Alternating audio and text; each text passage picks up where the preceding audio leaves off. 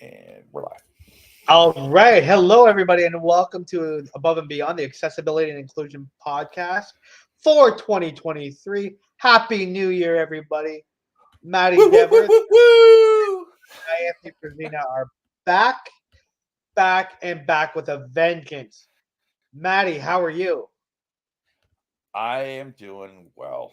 I took the last 2 weeks off and scheduled nothing until last Friday and just allowed myself to not have to do things, to rest, to relax, to have some fun, to try to enjoy the fact that I was stranded inside the house for a few days, a few times because of winter.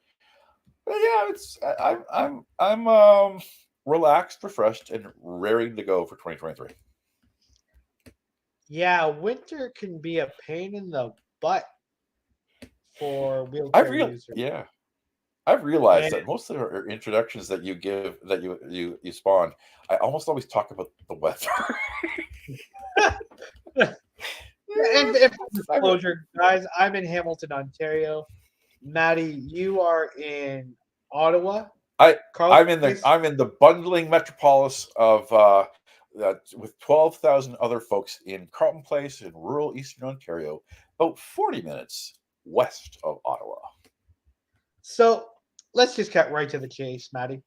How was the weather?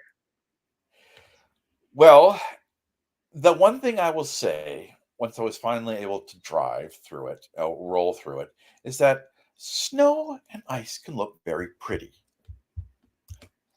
But snow is not our friend. I had a feeling You're there might be a butt there. Oh, there's my big butt. My big butt that fits in a wheelchair and And he wants cannot it can lie. only go where it takes me. And he cannot lie.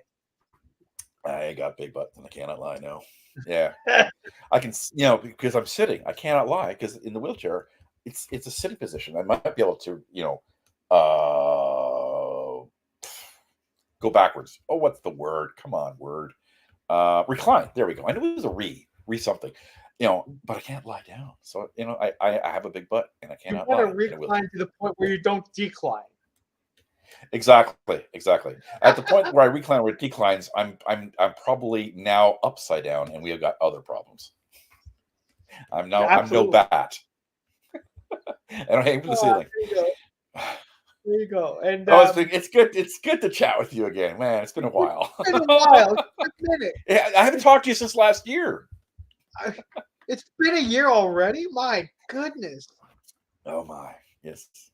And yeah, so getting back to the weather, Maddie. Mhm. Challenges for people who use mobility devices, and I don't want to make this podcast strictly about physical disability, but Yeah, the winter sucks for people with mobility devices. Let's just call a spade here. yeah. Well, winter and holidays, um, we're not able to do all of the things that we can do 8 or 9 months in the year, and that affects people mobility wise. It also affects people's with mental health and challenges. That seasonal affect, whatever it is, sad. I don't like to use the word disorder, so I'm hoping that's not the word. So, anyways, uh, seasonal affect discomfort. Okay, I don't know. And that's really what didn't mean to be flippant. I'm just trying to not use the word disorder, except to say I'm not going to use the word disorder. Man, I said it 5 times now. Yeah, no, now I got everything in a different order in my brain. Yeah, so we got people. There's a lot of people that struggle with mental health in the wintertime because they're not able to go out. It's darker, it's colder, and also holidays tends to many people have been affected by things that have happened around holidays. So holidays can be a harder time, and it's we really enjoy the times where we can get out. We really enjoy the times where we have the ability, whether in our bodies or in our minds, to uh, be part of the world, be included, and this is a time of year where it's challenging, and it's really challenging mobility wise. Anybody who is not completely um, physically able mobility wise experiences some challenges in winter, and everybody experiences challenge like snow, ice. They're challenging. They're Yeah. more challenging for people with crutches, for people with canes and walkers and strollers, and us wheelies in our wheelchairs. Um, and I realized, so I didn't do anything work wise or thinking wise or advocacy wise, except I, day 4 after the big snowstorm we had on Christmas Eve.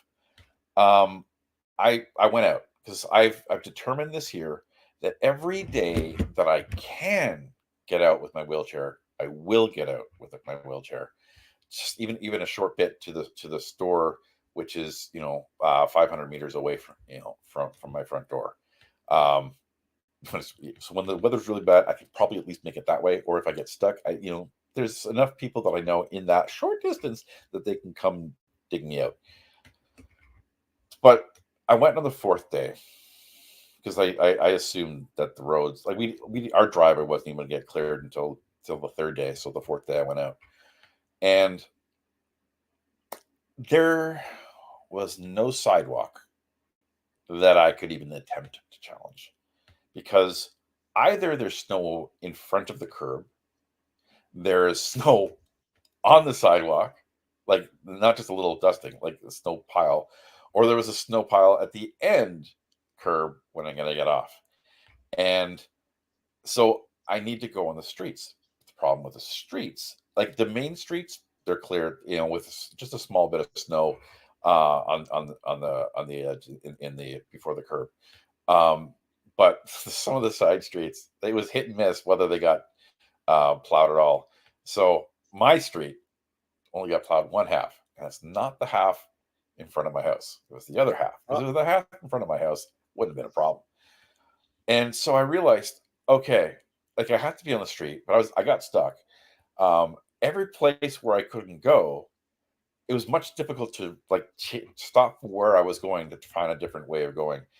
And I started taking pictures along my path of what was what was open to me and what wasn't. And I shared that on Facebook, in a Facebook group, for a couple of Facebook groups for our local community, to really get a discussion about, okay, like what what is the standard that we are looking for? You know, I I expect that on day 4 after a storm, depending on the storm. I mean, if it was like 100 centimeters or Buffalo, I would I would not expect anything for like months or years, because that's a whole different level. But 30 centimeters of snow in our area. We've lived through this all our lives. I don't know about you in Hamilton, but Ottawa getting 30 centimeters of snow, okay, yeah, we get that. We know how it goes, and we clear it out in a few days. Cars have no problem; they get everywhere. Pedestrians are, can go over small little bits of snow. But why does the standard end at the pedestrians being able to get over snow in order to wander on sidewalks? And what makes the width of the road smaller, and why we don't clear snow all the way? And so this created a great discussion on Facebook. A lot of people, again, because I put pictures from my point of view, and that's the thing that people don't see. They don't see the wheelchair point of view when they're looking at accessibility. They're seeing the able, upright person's point of view, but seeing the pictures, seeing the videos, it gets people realizing that, oh, maybe having a bunker of snow in front of the pole that has the button to walk, which meaning that anybody in a wheelchair or couldn't reach ever that button. Um, Seeing that has really helped, and some of the counselors and the mayor, said, hey, we really need to have a talk about that, and they suggested that I send this information to the head of public works, and so I did, and he responded to me, and I, I'm gonna. This is the beginning of a conversation, and then there's more conversations that we're gonna have. But the tone of the email I got back was, "We hear you, but we met the minimum standard that the province has. We've met the minimum standard. We've done it. We've done our job." And that makes me really frustrated. Why does the minimum standard not why isn't the minimum standard accessible to us? Why do we come underneath the minimum standard? New year, new life, Maddy. You've read my mind once again. I was as you speaking to your long-winded diatribe there. The minimum. Sorry, I'm a rambler. I'm kidding, buddy. This is a great podcast that we do. So you speak away, my friend. That's what we do. So again, throughout your long-winded diatribe there, you said two words that really kind of resonated with me, and a lot of work that I'm trying to do locally here, and that's minimum standard. You alluded to the fact you're not a minimum standard. I'm not a minimum standard. See, the fact that we can, have a government or have people that, are happy with meeting a minimum standard or a certain benchmark is unacceptable. It's unacceptable. I on the other hand decided to challenge myself a couple times throughout the couple weeks that we were off and go out and snowmageddon a couple times. So, where should I begin? I mean, it was challenging to say the least. I did utilize our DART paratransit service. I'm not going to speak to the gripes about them at this point, but because it'll probably be for another live throughout the year or two or three. We'll put aside until we bring out the dartboard. Let's do that. And in speaking to that, man, like I did go out a couple times, and it was challenging. But I think one of the things that impacted me, and I don't want to speak for you whether or not this impacts you, is the fact that the cold weather does a number on me. Like, oh yeah, I feel, how my body kind of tends to flame out, so to speak, in the cold weather. Sorry, that was kind of an oxymoron. Flame out in the cold weather, but get that let's one. Let's flail out. Okay, we'll work with that. But just navigating, sidewalks and streets, and it was not to mention the ice and the rain and the sleet. Just navigating the wheelchair and just pushing the wheelchair and just having things be more challenging for me. I think, would I do it again? Nope. But can I quote you on that? Well, it's on record right now. It's on record now. But and I just feel that, like, if things were more managed to the mobility device user, that it would be more of a or less of a challenge. And you talk about the barriers. Maddy, you talk a whole lot about barriers. Barriers are much more different in the winter months. From like November, let's say, to March, to February, March. Yeah.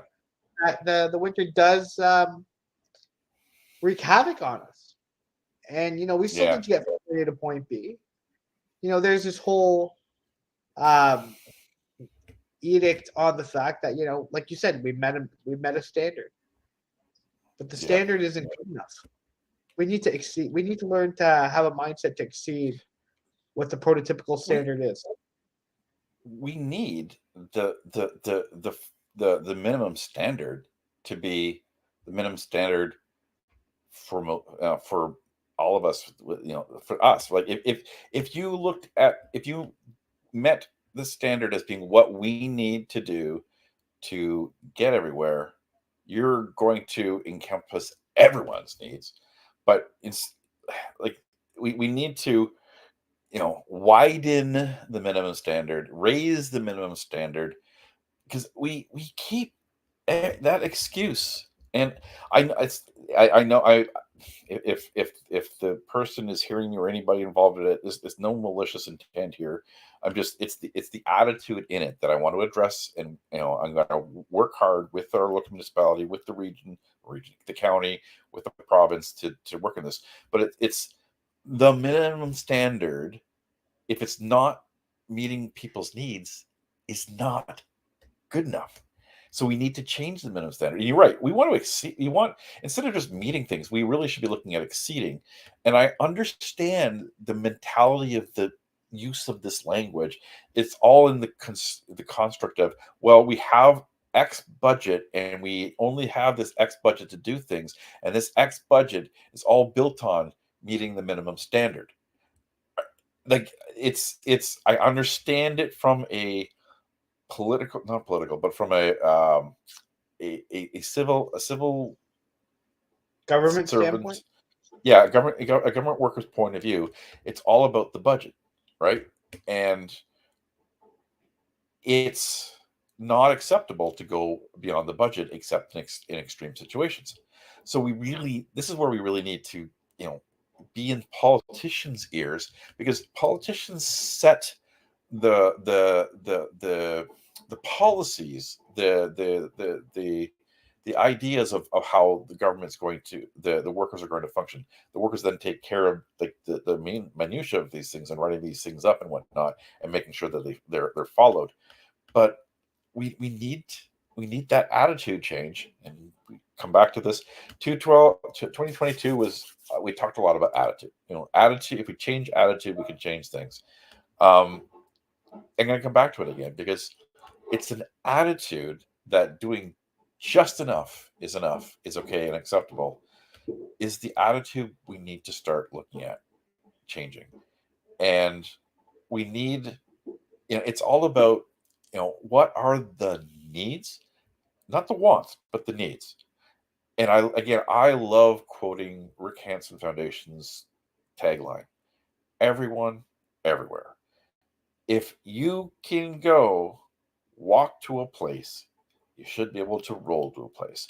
If you can open a door with your hand, you should be able to hit a button and open the door and go in without, it, there's so many things that, if we just use those two words to filter how, what services we offer, what things we can do, then looking at a minimum standard that doesn't actually meet people's needs isn't enough. No, and you said it, Maddie. It's not enough.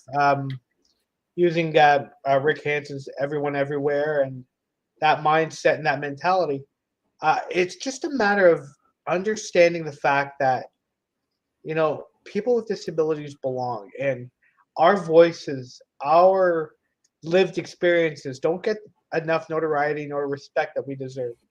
Independence is a human right. Mm-hmm. Independence should not be gate kept on somebody else's budget, so to speak. Yeah. And that's a huge problem that we have, because we're unfortunately being gate kept to being privy to an inferior lifestyle to those without disabilities. Yeah. And almost as if we're trying to grovel and beg for equal rights. Yeah. And that's not right. What we're asking for is, to respect our agency. And that's the word. Exactly. 2023 is all going to be about agency. I've used it a lot last year, but agency Mm-hmm. is my number one word going into 2023. We need to be able, on our own, or at least, leading, to be able to go wherever we need to go. And you know, we're when the minimum standards don't include us, it's stripping our agency and it's making us dependent. Like right now, could I go anywhere? Yes, if somebody clears my driveway, which that's not an issue. I have somebody doing that. But then if they take me into a car with my manual wheelchair, I can be pushed around. I can't use the manual wheelchair on my own. I do not have the use of my left hand, and I only have the use of four fingers. There really isn't a way to more than in a 50-meter area where I'm like Fred Flintstoning my way around.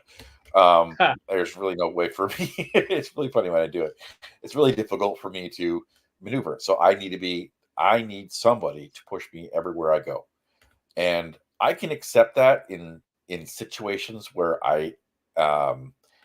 there's no time for me to book transportation to get someplace, or I want to go into town, into Ottawa, and I can only get there for free if I'm taking in a manual wheelchair.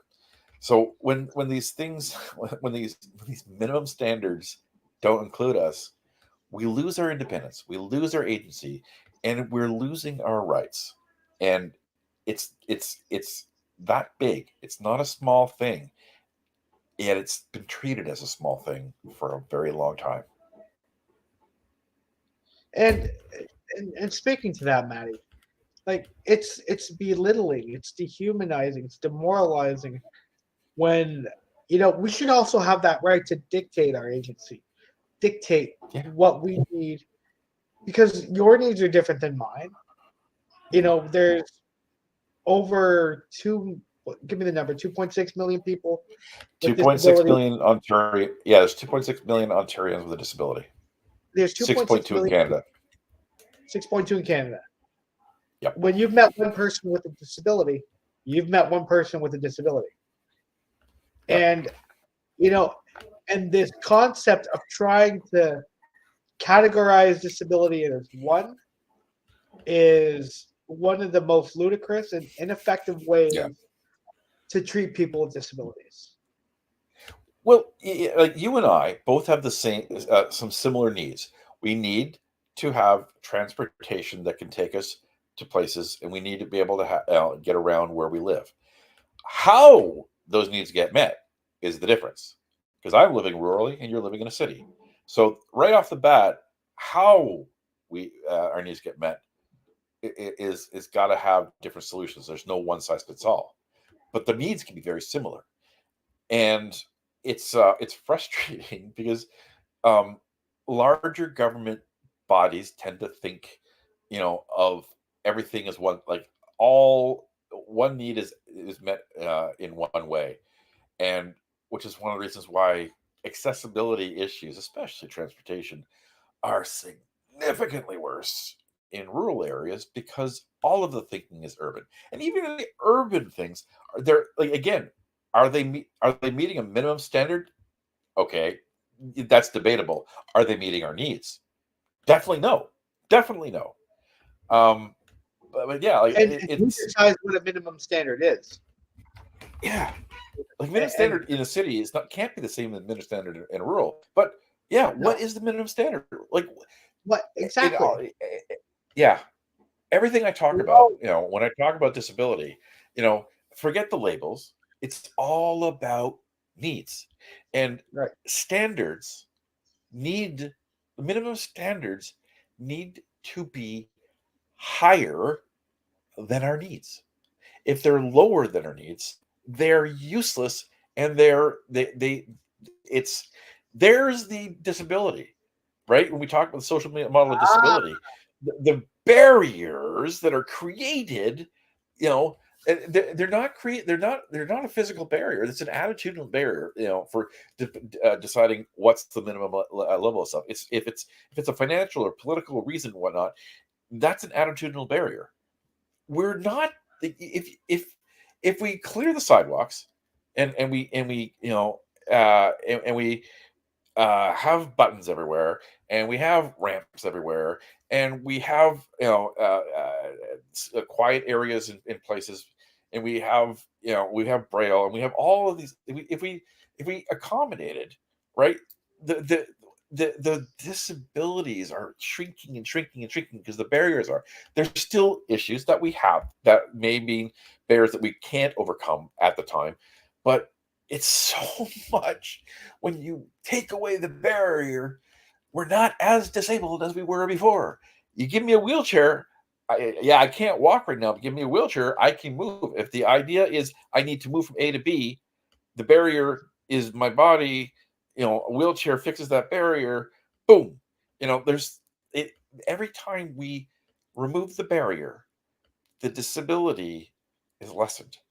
And I fully, I identify as being disabled. I it's part of my identity. There's so many aspects of it, but I am disabled mostly by the barriers that are attitudinal. There's physical barriers around me, but they're mostly attitudinal barriers. Why is there not a button on every store? It's an attitudinal. It might be, people might realistically not have the money to put something there, but it's a choice. It's a choice, and choices are attitudinal. And so we need to, look at the systemic part of this. It really comes from, politicians and government policies that are choosing to not meet needs rather than, they're they hide behind, and not intentionally, but they hide behind terms like minimum standards without really realizing what it's affecting and what it means. Okay. Sorry about the long ramble again. This is a rambling time. Wow. It's been a while. We've let Maddy out of the cage. So, given this is our first live of 2023, you came up with a couple. I don't know if I should call them Maddy bombs or Maddyisms, for 2023. But the idea of a minimum standard being inferior to it, did you refer to it as a need or? Yeah. So if a minimum standard is lower than the needs, if it's lower than our needs, it's useless. Yep. Hashtag Maddy bomb. There you go. See, I was ready for it. Huh? Hashtag Maddy bomb. It's all thanks to my Bruce banner. There you. I missed this. We'll call them Maddy bombs and Tony ticks. No, we're gonna work on that second one. Okay. Okay, we're gonna work on that second one. But no, seriously, Maddy. If the minimum standard is lower than the needs, then it just doesn't make sense. Tony tomes. A tome is a written thing. So these are your written isms. Written isms. Okay, let's go. Hashtag Tony tomes. Okay, hashtag language.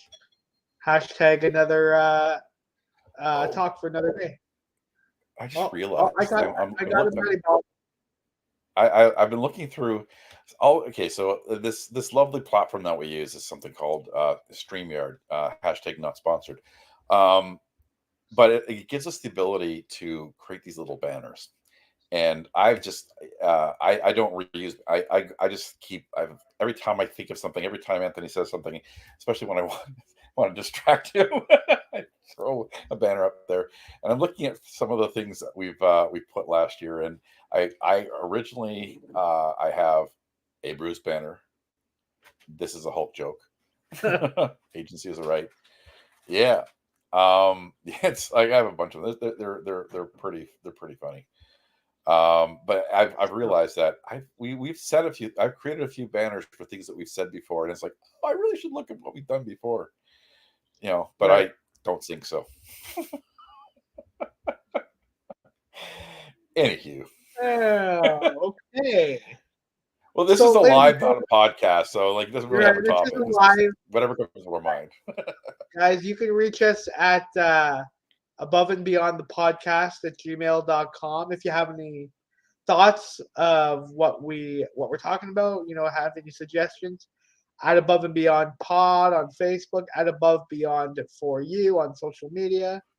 Anthony_Frisina at Matt J. Dever on Twitter as well. Yeah, we're doing our lives every Monday at 5 p.m. Guys, I hope you guys can join us for 2023. This has been an interesting opening to 2023, Maddy. But again, everybody, we wish you a happy New Year. Maddy, what? I just want to close, Maddy, with like I just kind of want to speak to what do we want to see accomplished in 2023? Do we have like short-term goals, medium-term goals, long-term goals? Not necessarily with our lives and our podcasts, but just overall generally. I mean, for me, it's about building allyship. So, guys, we're going to encourage you to watch our podcasts, watch our lives, get on board with us because it's strength in numbers. So right now, the biggest challenge to people with disabilities, especially in Ontario, is poverty. And I am going to be throwing myself at getting the Canada Disability Benefit to be implemented in some fashion this year in 2023, so that by the end of this year, we're going to see some money, and knowing that it may take a couple years to build a permanent thing, there is no reason why we cannot see something this year. Every other sector of Canada has received funding to get us through COVID, to get us going again, to beat inflation. So that's a big one, and I'm looking forward when Parliament goes back in session, some point in January, February, and I'll know the date soon. I'm going to be there day one, and I'm going to try to get to Ottawa as much as I can to have a presence, to push, to hopefully talk with MPs, to realize that this is not a convenience issue; it's a life and death issue. So that's a big one, and I don't know how much we're going to be able to change the minds of the Ontario government, but we're going to try, to meet with, try to influence as much as we can to change accessibility laws, to push for teeth to the AODA, and to really look at housing. There's accessible housing and accessible and affordable housing. I always call it the big unicorn in Ontario. It doesn't really exist, or it's such a tiny thing, and there's no reason for it. So these are the kind of things that I'm really pushing on. And again, I talk all the time about trying to change the language we talk about disability, and be more inclusive and more strength based, because disability isn't a bad word.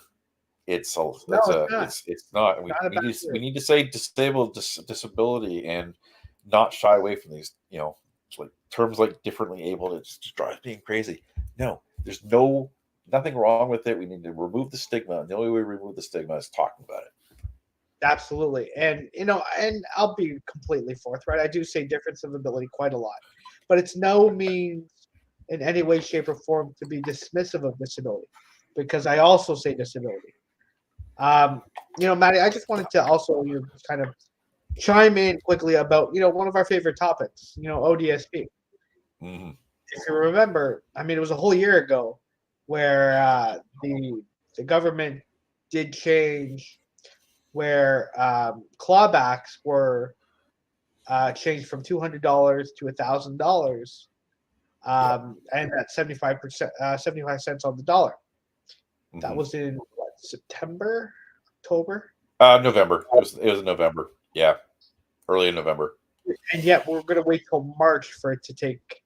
Yeah, they haven't posted the regulations. I check every Monday. I check the Ontario Gazette, and they still haven't posted the new regulations. So, this was put in, talked about as a way to help beat inflation. You cannot wait 5 months to beat inflation. You need to act on it right away. And we need to push, keep the government accountable to the things that they're promising, the tiny things that they're promising. The Absolutely. tiny percentage of people that will be benefited by that. So yeah, I'm looking. I think 2023 is going to be a much better year than 2022. 2022, looking back, we made huge movement in getting people, getting the public's awareness of the whole OODSP campaign and the Canada Disability Benefits getting done, now, and we want to continue that momentum and hopefully for more actual, tangible, positive change for us. Absolutely. And on that note, Maddy, thank you so much for your time once again. Again, ladies and gentlemen, we are here live Mondays at 5 p.m. Eastern Standard Time. I know my friend Megan is in Vancouver right now, so she'll appreciate the shout out to the Eastern Time. But again, Maddy, it's been a pleasure getting back onto our lives, getting back on our roll together. I would say the swing of things, but I like the roll better. Yeah. And, All right. Guys, we're going to do more podcasts in the near future as well. We've got a lot of things planned for you guys for the 2023 year. So stay tuned. Thanks for joining us, guys. Happy Monday. Bye-bye.